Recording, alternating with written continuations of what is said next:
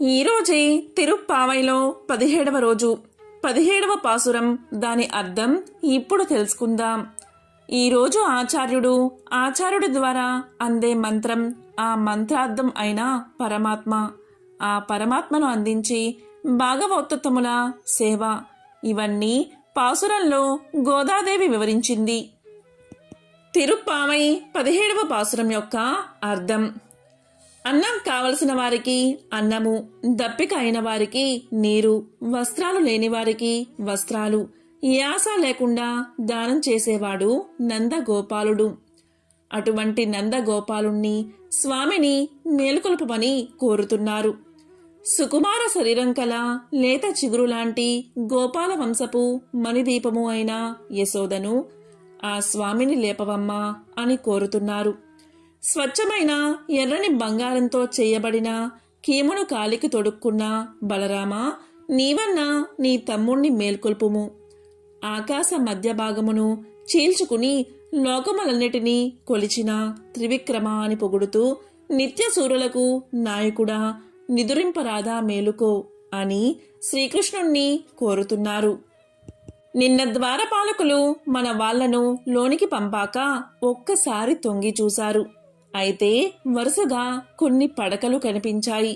అందులో మొదట నందగోపుడు, తరువాత యశోదమ్మ, ఆ తరువాత అంత స్పష్టంగా కనిపించట్లేదు.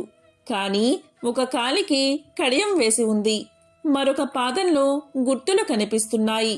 బహుశా వారు కృష్ణ బలరాములై ఉండొచ్చు అని అనుకున్నారు మన గోపపాలికలు.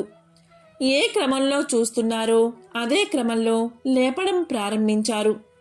ఎదుటి వారిని ప్రసన్నం చేసుకోవడానికి వారి కీర్తిని పొగుడుతుంది ఆండాల్ తల్లి.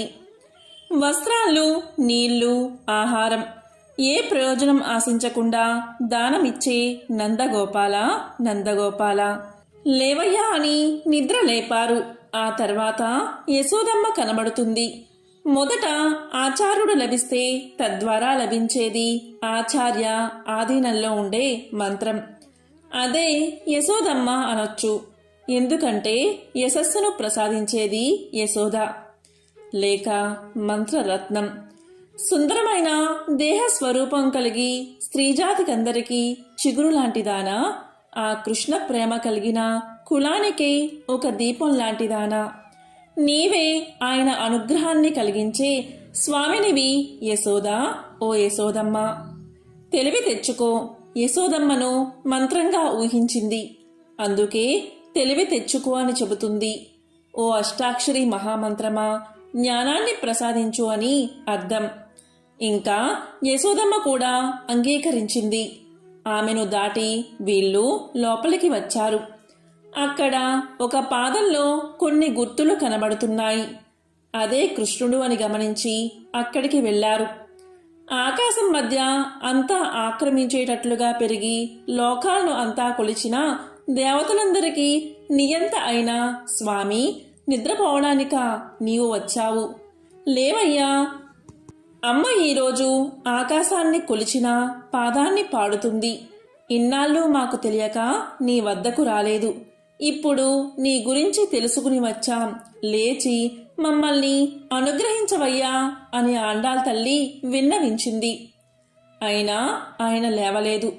అన్నగారు లేవలేదని, ఆయన లేవడం లేదని ఆండాల్ తల్లి భావించి బలరాముణ్ణి లేపడం ప్రారంభించింది. కృష్ణావతారంలో బలరాముని అధీనంలో ఉంటాడు. బాలరాముణ్ణి విడిచి ఉండడు. దేవకీదేవి గర్భంలో 6 శిశువులు పుట్టారు. ఎవ్వరూ దక్కకపోయేసరికి 7వ గర్భాన్ని రక్షించడానికి రోహిణీదేవి గర్భంలో పెంచారు. ఆ పుట్టిన శిశువుకి ఒక బంగారు కడియం వేశారు. ఆయన పాద విశేషంచే కృష్ణుడు మనకు దక్కాడు. అపరంజి బంగారు కడియం కలిగిన ఓ బలదేవా, ఓ బలదేవా, నీవు నిద్రపోకూడదు, మమ్మల్ని రక్షించు. అయితే అప్పుడు బలరాముడు లేచి మీరు భ్రమించారు. కృష్ణుడు ఇక్కడ లేడు, నీలాదేవి భవనంలో ఉన్నాడని రహస్యాన్ని తెలియచేశాడు. అన్న వస్త్రములిచ్చి ఆదుకొను స్వామి, కష్టకాలమందు కరుణించి స్వామి. మా నందనాయక మేలుకొనమయ్యా, ఆడపడుచుల మమ్ము ఆదుకునుమయ్యా. కల్పవృక్షము వంటి కన్న తల్లివమ్మ, కాంతలకు వెలిగిచ్చు కాంతివమ్మ. మా అమ్మ యశోద మన్నించి లేవమ్మా, చిన్న కృష్ణుని చూడవేగా వచ్చితిమి. మా ప్రాణనాథుని వేడ వచ్చితిమి. కొలచి లోకాలన్నీ అలసి ఉన్నావో నీలి మేఘశ్యామ నిద్రలేవయ్యా. శేషసాయి నీకు సేద తీర్చదము, బంగారు కడియాల బలభద్రలెమ్ము. ఇదే 17వ పాసురం యొక్క అర్థం. ఓం నమో నారాయణాయ.